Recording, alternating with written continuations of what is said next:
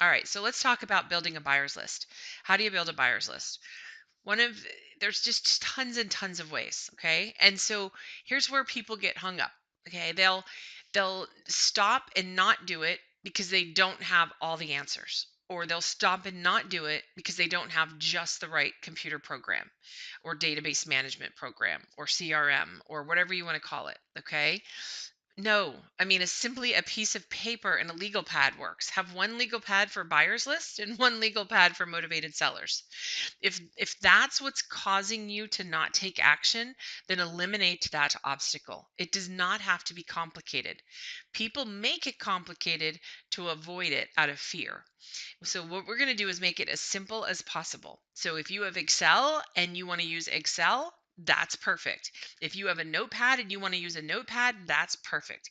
If you have Outlook and you want to use Outlook, great. If you have Google Contacts, if you have a fancy CRM, whatever you have that's going to allow you to take action and move forward today, do that. Okay? Don't let all the other complicated things get in your way.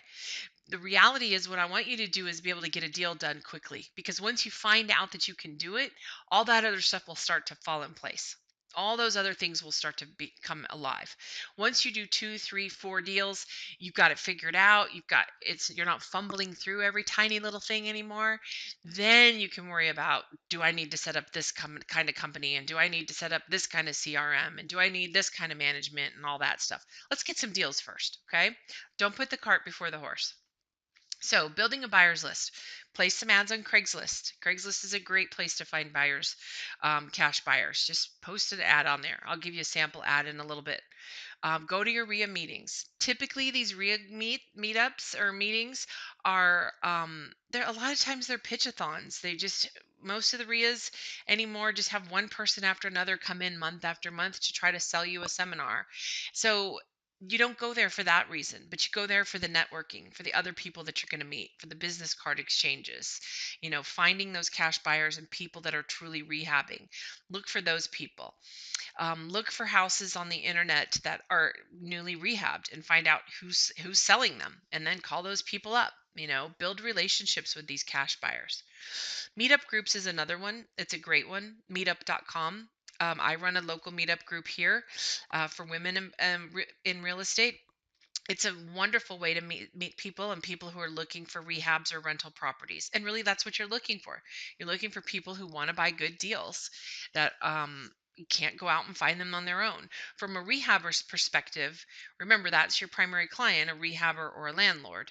They don't want to spend the time and energy and money to go out and look for deals. They're used to being able to get them on the MLS.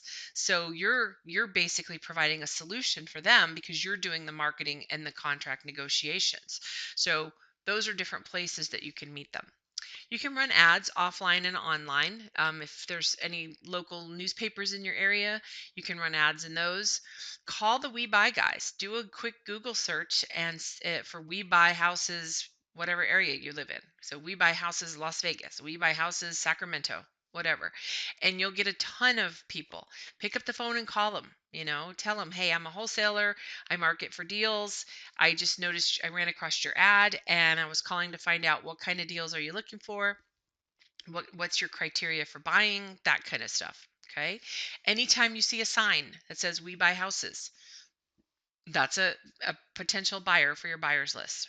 Okay. Go into Facebook and go into some of the groups or pages, or even you can run pay-per-click advertising for cash buyers on Facebook. Look for people in your particular area. There's a lot of really bad Facebook groups out there. And there's a lot of scams going on, but there's some really good people out there too. And you'll find some people. You just got to comb through it. Don't believe everything you hear, and don't, believe everything that you see, but go out there and just say, "Hey, I'm a wholesaler in XYZ city and state. If you're interested in being on my buyer's list and getting access to good deals, shoot me your email." And you'll get some people that way as well. You can also do a search for tax records for people who own 2 or more homes. Typically, your title company can get you some data like that. They can also get you oftentimes a list of cash buyers. Realtors can do this through some MLSs as well. And then there is cash buyers lists that you can purchase, that you can get access to. So you could do a search for cash buyers in your area that have bought a house of cash in your area. I typically like to look at people who bought two or more, because that's more of an investor type. If they've just bought one, they could just be someone who pays cash for their property.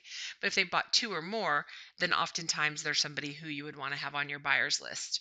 Then you can send them a postcard and send them directly to your website to get on your buyer's list if you have one. If you don't, then just send them your phone number and say, hey, if you'd like to be notified of upcoming good deals, 50% off, 60% off properties, then please give me a call.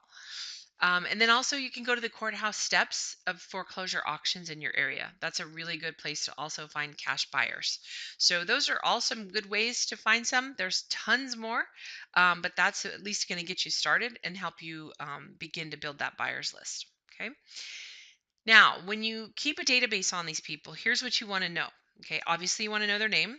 You want to get their cell phone number and their email address. Okay. Because primarily you're going to market through email and through text to the people that are on your buyer's list. You want to talk to them about what types of properties do they buy, what price range, what specific preferences do they have, that type of thing. Now, I will tell you that a lot of times they're going to be very vague with you in the beginning, and you'll hear a lot of things like, oh, I'll take anything, just send me anything your way. Okay, which is cool. That's great because there are some people who are like that. But try to find out more specifics. Like if somebody said that to me, I'll take anything. What I would say is, okay, so if I had a one bedroom, one bath in the X area, I might pick a war zone type area in the X area. That's something you'd be okay with. Okay. And if they say, yeah, that's fine, I would say, okay, so do you primarily rehab these and fix them up, or are you holding on to these for rental? So I just want to get some more specifics as to what they're looking for. The more you know about what they're looking for, the more you're going to be able to serve them. And that's the point you want to try to portray in your conversation with them, is that you don't want to waste their time, and you want to try to get them deals that they're going to actually want to see, so that you're not inundating them with every tiny little thing that comes along. Okay, that you want to get real specific with them. So I might say something like, Bob, it sounds like you'll buy just about anything I can get my hands on, and that's awesome. If you had your choice, and like, what if you could tell me what your absolute best type deal was, what would that be? And then usually they'll be like, oh, well, I would want to be in the Glendale area, and I would want a 3 bedroom, 2 bath, and blah, blah, blah. Okay, so then they'll get a little bit more specific. Also, find out what their investing criteria is. Some people that have been around for a long time still go by the old formulas of like 65 cents on the dollar minus repairs, and that's fine. In certain markets where there's super hot markets, it's nearly impossible to find that anymore. Most people have adjusted, if they're experienced, their criterias a little bit. Um, and then landlords also will oftentimes be happy with just a 10% discount. So it's really important to know what their investment criteria is. What are they looking for? What kind of formulas do they run? So like one of the rehabbers I work with a lot, he's pretty happy if he can make 20 grand on a rehab. He's an elderly gentleman. He just does a few rehabs a year to supplement his social security. And so his goal is just to make $20,000 per rehab. Now, I have another rehabber who would completely scoff at that. He's like, if I can't make $50,000 on it, I don't even want it to be sent to me. Okay.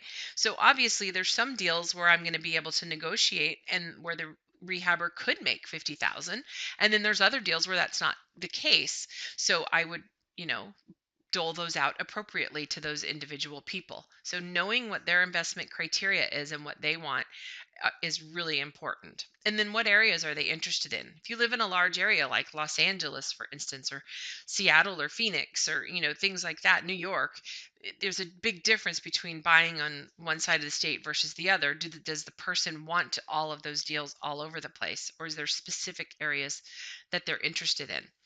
And lastly, you want to know how they're going to be funding. Do they pay cash? Do they work with a hard money lender? Or do they have private lenders and plenty of money set aside? And then you want to verify that. Okay, so if they pay cash, I would definitely ask for proof of funds. And be careful, because there's a lot of bogus companies out there on the internet where you can get just a quick, easy proof of funds. If you get a proof of funds from somebody, do verify it. before you take a house off the market. Okay, if they just send it over to you today and you don't even have a house yet, don't worry about taking the time to verify it. But if you're going to put a contract with them on 123 Elm Street, before you stop marketing that property to other people, do verify that cash availability, also the hard money and the private lender. So do verify all of that. Just knowing how they're going to pay for it will help you be able to move forward, so you know the timing that's needed. Okay, so if you want more training or instructional help on this, you can book a breakthrough session call with me. Just go to meetme.so/breakthrough session. Again, that's meetme.so/breakthrough session. And on that call, we can talk about your business, where you're at in the business, what things may be holding you back, holding you up, what things you can do, what breakthroughs you need to have happen in order for you to be able to move forward. And if I can help you, I will absolutely let you know and how I can help you. If I can't, I'm going to direct you to the right people and places to make sure we get you some support. So if I can be of some help to you, meetme.so/breakthrough session. And if you found this on the Facebook group, it's the ins and outs of creative real estate investing. Great. If not, then go ask to join the Facebook group. It is a private group.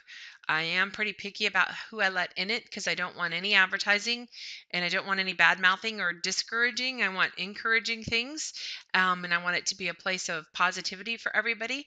But if you're not there yet, then go over and ask for permission to come aboard, if you will, and we'll see if we can let you in and help you get some training and get you going. But I'd love to work with you and help you through this process, and I appreciate you being here.